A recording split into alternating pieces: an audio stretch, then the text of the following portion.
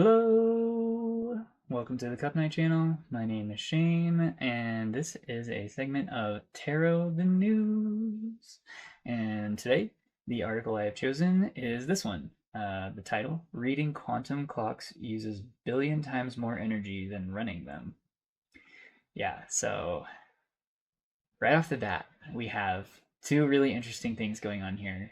Well, time and space, for one. So, um, today is November 15th, 2025, as I'm reading this, and it is Saturday. So it is Saturn Day. The planet of Saturn is associated with Saturday. So time, right? Saturn is associated with time. He's like, from the masculine perspective, Father Time. But as we are reading this article, I'm going to be extracting a spiritual message through the lens of mostly the feminine, because on the pre-shuffle I ended up with the Queen of Wands, and the archetype was the Queen. So feminine energy coming through very strong. Although I say that, the King of Wands is right underneath the Queen of Wands here. So we have a balance of energy here. Underneath the Queen on the archetypes is the Creator. Yeah. So something time sensitive here, and it's something that is transcending the classical perception of time and space, because we're dealing with quantum concepts here. And as we know now in this modern era, life is quantum. It is a fundamental aspect of our reality, and quantum mechanics are strange and mysterious, and they defy all of our previous understanding of how reality actually works uh, in regards to time and space. So this should be a very interesting message. I in my planetary reading I did connecting to Saturn just before this, Neptune was coming through heavy, and I'm actually feeling that here too. Neptune is very nebulous, kind of hard to pin down, dreamy, mysterious kind of energy, right? And that is quantum mechanics in a nutshell. So let's see. Researchers have uncovered a startling energy imbalance at the heart of quantum timekeeping. The act of measuring a quantum clock consumes up to 1 billion times more energy than the clock's operation itself. The finding, published today in Physical Review Letters, challenges assumptions about quantum measurement and could reshape the design of future quantum technologies. Yeah, okay. So this is already gelling so well with the message I just did for the Saturn reading. So definitely check that out if you're interested. But there is this idea of something mysterious, nebulous in like the dream world, in the unseen world, that has just been running in the background. And then now it has now come time for it to be solidified, for it to be looked at, for it to be perceived, right? So to me, in order to perceive something in this level, this layer of reality, this physical reality, it has to materialize, it has to manifest in some way.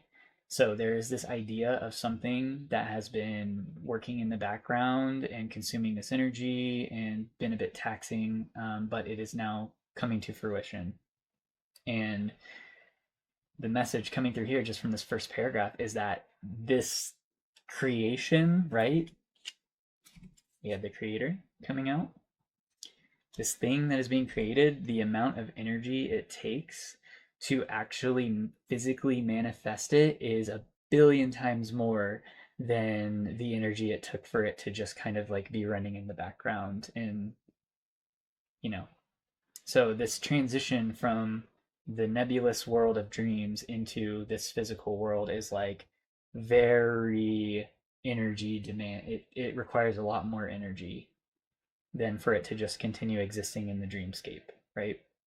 And if you think about like trying to manifest your dreams, like turn your dreams into reality, it requires a lot of work. You have to spend a lot of energy and time and dedication and focus in order to birth something. And that this idea of pregnancy is coming through, especially with the double queen energy here. So it's like I don't know. You may have been working on something for a really long time and haven't seen any like physical results from it. It's all just been very like you've been dedicated to it, you've been putting in the energy, but it's all just been out of your physical reality. Like the results have not been there, right? Well, it seems like now some results are coming forward, and this process is like intense, right? Think of like birth, like the process of birthing a child into the world is very intense. Yeah. Okay.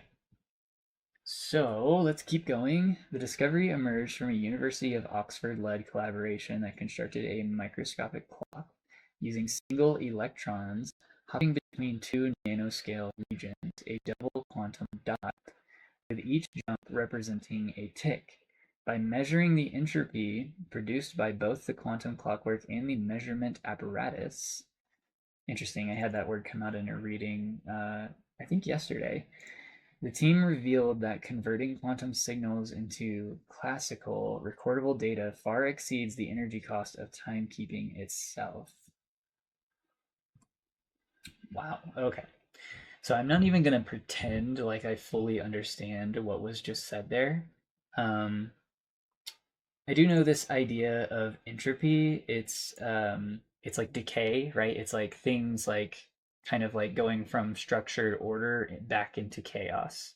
So it's like things falling apart. So somehow they are measuring this decay process um, from the clockwork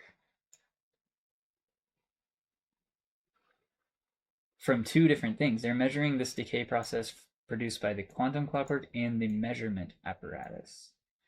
So there's a combination of two different systems in order to produce this measurement into classical recordable data. So things that we're familiar with, things that we can like, that we're comfortable with understanding, right? So there's also this idea of like, there may be an easier way in order to perceive the results of a process. It's just weird. We don't know. We don't know it yet, right? So there's this conversion like that has to take place. It has to be converted from one type of layer of reality into another, and so that we may be able to perceive it. That's still coming through. Yeah, so there's only three sections to this AI summary of all of these different sources talking about this. So I'm going to pull some cards for this first section first. This idea of something materializing from an efficient but mysterious uh, process, quantum time processing into an aspect of reality that we can actually perceive and understand. What is that about? What is it related to?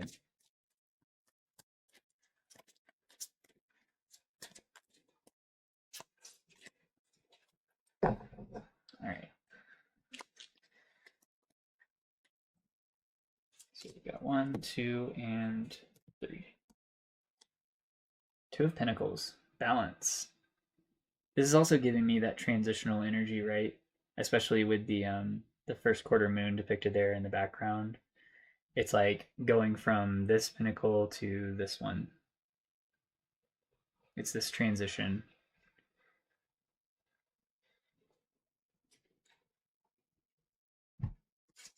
We have the Page of Cups, possibilities.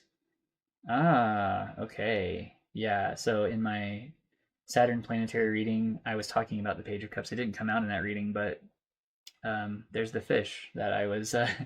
So that fish to me, it represents something surprising, something you either weren't aware of that was there, and then it pops out, and all of a sudden you're like, oh, hello, that's there, or it's something you forgot about, and then it like kind of comes back up and reminds you.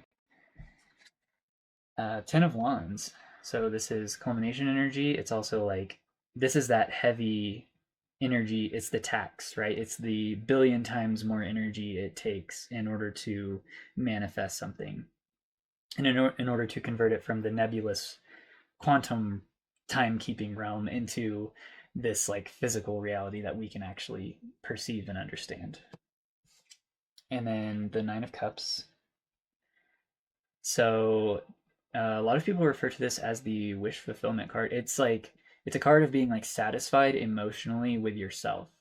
So whatever this thing that is like being converted into a layer of reality that we can actually perceive, you're going to feel good about it.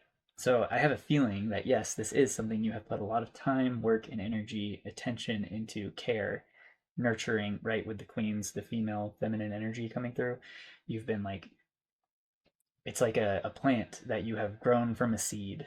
You've been patiently watering it, and as it grows bigger, you've been changing the soil and adding more nutrients and putting it in bigger pots as it needs it, that kind of thing. Yeah, this is cool. Although I am feeling much more at the seed stage. Like it's like the seed is now sprouting and you can see a little sprout coming up. So it still requires time and energy and attention and nurturing, but now you're finally seeing the first physical results of this process that was happening underground that you couldn't perceive. Yeah, okay. That's cool. Let's keep going. Next section. A new focus on measurement efficiency. Okay, so right off the bat, just the AI titles are really good for these articles. They give me so many thoughts like as soon as I read them. But yeah, there's an emphasis here to me on um, don't forget to reflect on how far something has come that you have been involved in. Like you've been doing this thing and doing it and doing it, and maybe you've just been trucking forward and you haven't taken the time to stop and look back and see all of the progress that has been made. So that's kind of the idea coming through just from the title there. It's like you don't have to stop the process. It's just every once in a while, maybe just look back and just be like, okay, this is where I'm at. And then you just keep going, right? Okay, so the research overturns a long-standing assumption in quantum physics that measurement costs can be ignored. Yeah, so there's some level of a cost to evaluating something, right? Instead, these scientists found that observation itself gives time its forward direction by making quantum processes irreversible. This is talking about that solidification, right? It's that the act of of being able to perceive something is what causes it to solidify, to manifest. It's crazy. Quantum physics is so spiritual, it's insane. Um, but yeah, the act of making the observation is what collapses reality into something dense and physical and material. So it's like in order to start this, like it requires a lot of energy to do this, but in order to start this process of like condensing it into something physical, you just have to observe it. You just have to look at it. You just have to give it attention, right? You have to use your mental, emotional, spiritual, physical energy and direct it towards this thing, give it all of your attention and focus, and then it will start to materialize. All right. Quantum clocks running at the smallest scales were expected to lower the energy cost of timekeeping, but our new experiment reveals a surprising twist. So something unexpected again, Page of Cups, right? Said lead author Professor Natalia Aries of Oxford's Department of Engineering Science. Oh, excuse me. The team used two measurement methods,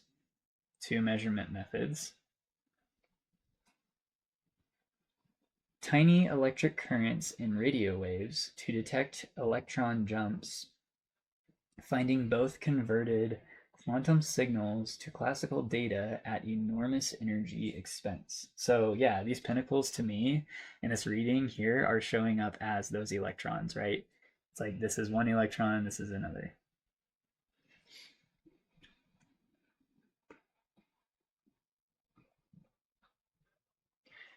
According to co-author Vivek Wadia, a doctoral student at Oxford, the entropy produced by the amplification and measurement of a clock's ticks. Okay, so before I want to break this down as I'm going through it. So this like decay process, and I might have a maybe entropy in my understanding of entropy is different than its application in quantum processes. I'm gonna have to look that up because I'm not sure. Because to me, entropy is like a process of decay. But the entropy produced by the amplification, so making something bigger, right, amplifying it, and measurement, observing something, of a clock's ticks, passage of time, which has often been ignored in the literature, is the most important and fundamental thermodynamic cost of timekeeping at the quantum scale. Yeah, so thermodynamics are all about energy in motion, right? So thermo is like heat, and then dynamic is like movement or like change. So this is saying it's basically just saying the act of like making something perceivable, amplifying it, and then also performing a measurement on it is the most costly aspect of the act of timekeeping in quantum realms, because it's converting from one layer of reality, the nebulous quantum realm, into this more concrete physical realm, because we're by taking a measurement of it, we are trying to make it perceivable. And in order to perceive things in this physical realm, we have to use our senses. So we have to convert this nebulous energy at some other layer of reality into something that is actually perceivable. Okay. So, same kind of message there, just a little bit more specific in on the scientific side of it. I am curious, what is entropy in quantum mechanics?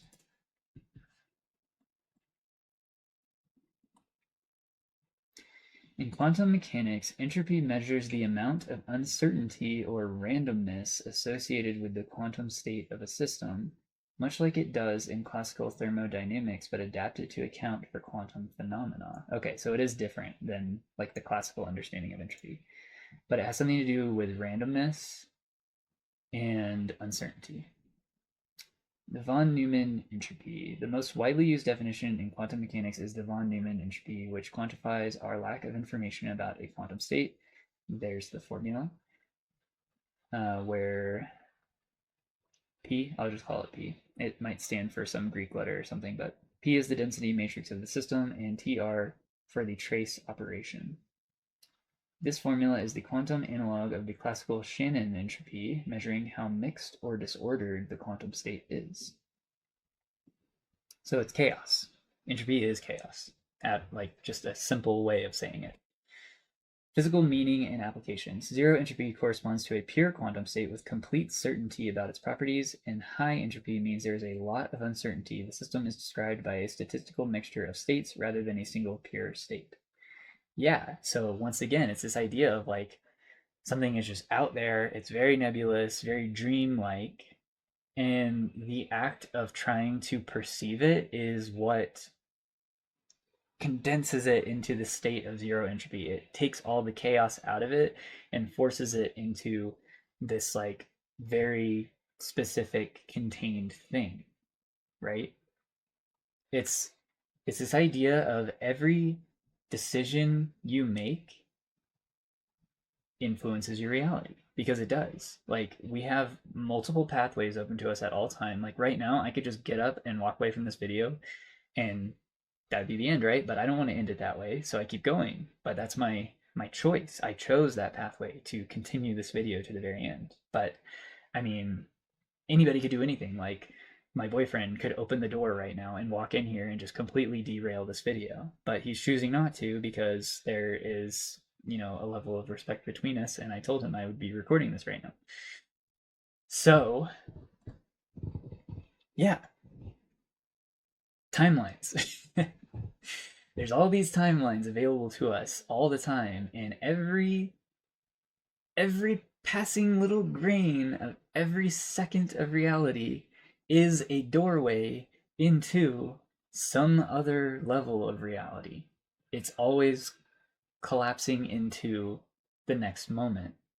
The last moment is always collapsing into the next moment, and on and on and on. And it all has to do with us choosing, right?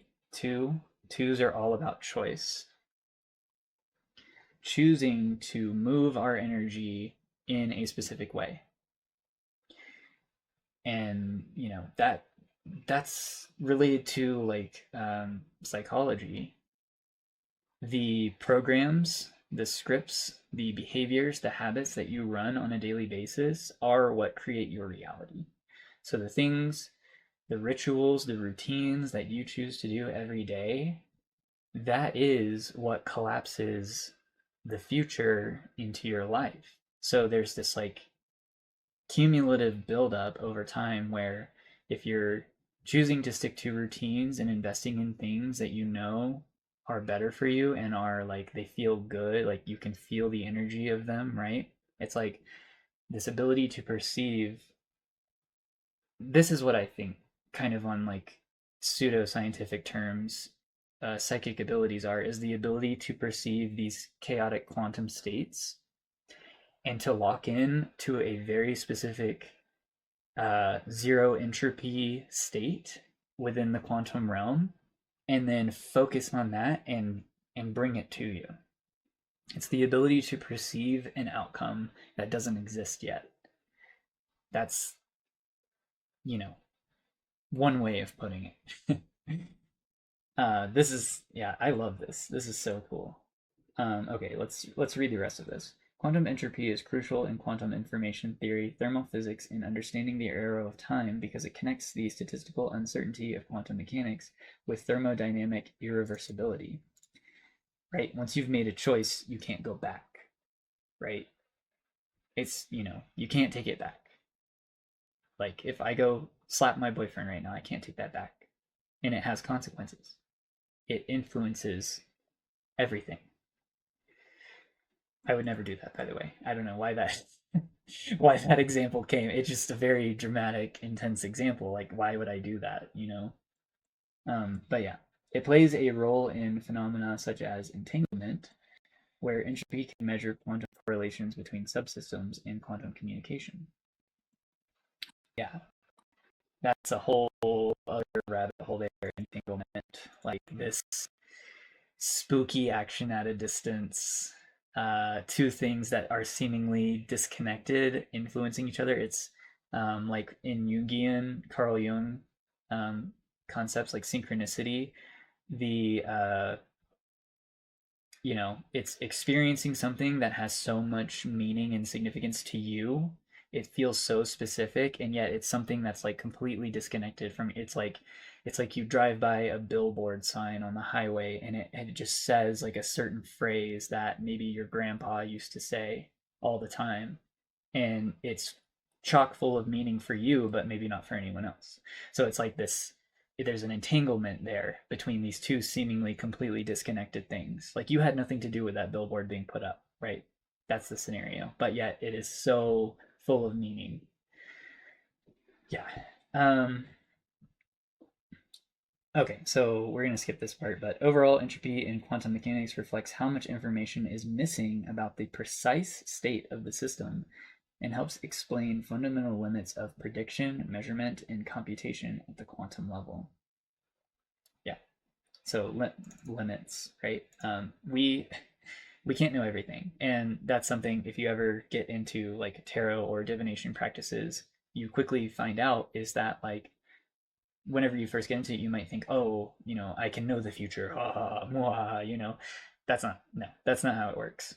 It's a window into the energy ahead of us, right? But it doesn't tell you exactly what's going to happen. It just gives you kind of an idea of the energies at play and what could potentially play out. But here's the thing, the future is created by our choices, right?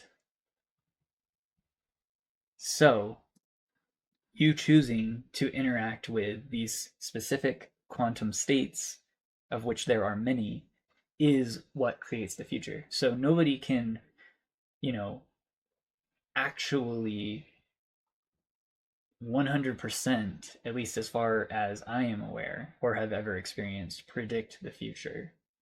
because it's so malleable. Free will makes it malleable.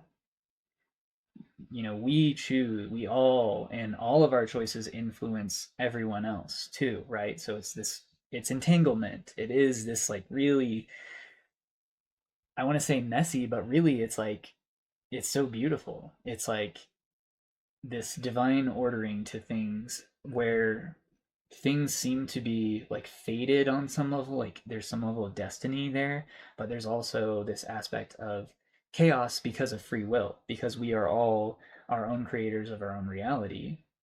We get to choose the reality that we want to move into. Okay, that was a big tangent. Let's see. Oh, that's right, it's over here. Let's go back. I think I was about done with this. Yeah, oh, okay. Cannot view this page. Access denied. Yeah, well, that's literally what I was just talking about, right? Like as a reader of energy, you don't get access to know exactly what's going to happen. That's not how it works from my experience and what I've seen with others who do this kind of stuff too. Let's see if it'll let me read the bottom. Maybe. Okay. Implications for quantum devices. Yeah, so we are quantum devices, right? Because we choose where to put our focus and attention, which is the act of measuring energy, right? Um, in a way. So these are implications for us. Is how I'm reading this. The findings suggest that improving quantum technologies may require focusing less on better quantum systems and more on energy efficient measurement techniques. Yeah, so what I'm getting here is this idea of a feedback loop. How can you improve your process so that you are constantly getting the feedback to know that you are heading in the direction that you want to be heading in? Like what is that feedback, that input that can tell you, okay, I am on the right path. I'm on the path that I'm envisioning, right? That I'm tapping into the quantum realm of the dream state where things have not solidified into reality yet, and I want to make sure that I am tapped into this specific timeline where this thing happens for me. How can I make sure that I'm on that loop, right? In an efficient way. This is like self-improvement. I think that's what it is. It's like implementing routines, systems, rituals in order to give you that feedback and in order to keep the momentum going. And, momentum, once you get going, it's easier to stay in that state of like fluid movement, right? It's the starting from a position of being stopped that is hard because it takes a lot more energy to get going than it does to maintain your speed.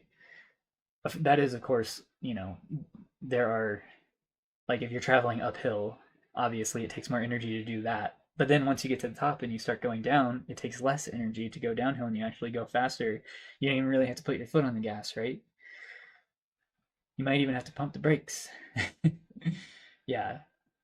So the research, which also involves scientists from Technische Universität, I don't know how to say that, Wien and Trinity College Dublin, has particular relevance for quantum sensors and navigation systems that rely on precise timekeeping. Precise timekeeping. Checking in. It's just this idea of checking in with yourself. Um, because if you're just going and you never stop to evaluate like how the go has been going, then you never know exactly what you're doing, right? You might lose a sense of direction or purpose or meaning or an opportunity to improve the process to make it more efficient so that you get to your desired level of reality faster. Florian Meyer, a doctoral student at TU Wien and study co-author, noted the work touches on deep questions in physics, including why time flows in one direction. Yeah. So very spiritual and physical implications here. The researchers suggest the measurement energy imbalance could actually be advantageous, providing detailed records of quantum behavior rather than simple tick counts. Yeah, so this is giving me the idea of like those the measurement of energy imbalance. It's like it's this idea of failures, right? In some way, or like perceived failures, things that are just like they're gnawing at you. It's like the things that you should pay attention to, right? Because they're like stressing you out or giving you some form of anxiety or whatever. It's like they're screaming for your attention for a reason. There's an imbalance there, and you want to be in balance, right? Look, balance. And in order to be in balance, you have to look at the imbalances. You have to pay attention to the things that are crying out for your attention and give them the love and nurturing that they need. Address them. A lot of times, all you really have to do is just look at it, right? Like that is the act of measuring something, is observing it. Just give it your attention. And then a lot of times there's a simple fix. It might not be as painful or difficult as you might be imagining it, right? But you'll never know unless you observe it, give it your attention, fix it, and come back into a state of balance so that you can continue your momentum into the reality that you desire. Okay. I feel like I have gone I drug this one out a lot, but there was a lot of really awesome stuff in this. I love reading about quantum mechanics and behavior and all of the new information coming out about it, because it's this is describing the fundamental operations of our reality. And if we can understand that, like, you don't have to understand it on like a scientific level to get like an intuitive understanding of the implications this has for our reality. Like, not only is this going to allow us to produce better like actual things, like physical things, but it's a reflection of like how we can operate in this reality in a more efficient way and be more in tune with the actual mechanics of life. Okay, I'm done. Rant over.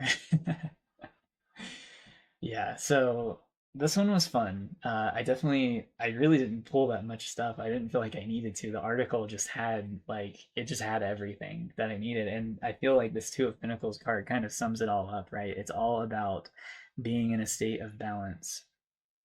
And when imbalance, comes up, you shouldn't ignore it. You should give it your attention and address the imbalance and then bring it back into alignment so that you can continue to move forward in an efficient way. Because whenever there's like this friction, this rub, there's something slowing you down. If you choose to ignore it, it's just going to keep slowing you down, right? So address it, like face it. Easier said than done, for sure. There's still a lot of things. Even now, as I'm saying this, I'm like, okay, there's some things I need to go look at, right? Like I am human. We all are. I would assume if you're watching this video, you're probably human. I don't know. But yeah, we all have things that we put on the back burner and maybe we forget about, and then they start. It's just like my last reading. There's this kettle on the stove. You forgot you were making tea. You're boiling the water, right? You go do something else. You forget it's there. And then all of a sudden you hear this loud whistling and you're like, what the heck is that whistling? You could, if you just ignore it, all of that water is just going to eventually boil out. And then if you don't turn the stove off, it's probably going to ruin your kettle, right?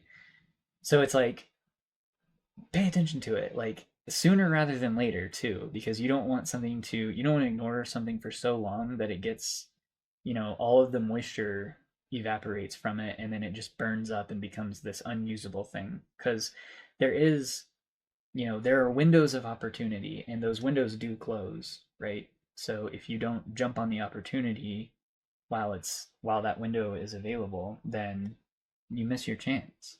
Not to say that you can't go just buy another kettle and try again. You can, but it's a different thing then. It's a different opportunity. It's a different kettle, right? So, okay. Wow. I feel like I could just keep there's so many things here that I could just keep going down, but I need to stop. So, I'm choosing this quantum gateway of stopping the video here. So, thank you so much for being here with me today. I really appreciate it. Hopefully, you found some interesting, valuable, entertaining information here. If you like the video, please like it. It helps the channel. If you have any thoughts or recommendations on articles for me to do a reading on, put them down below in the comments. And yeah, as always, take care of yourselves. Keep your heart open. Bye.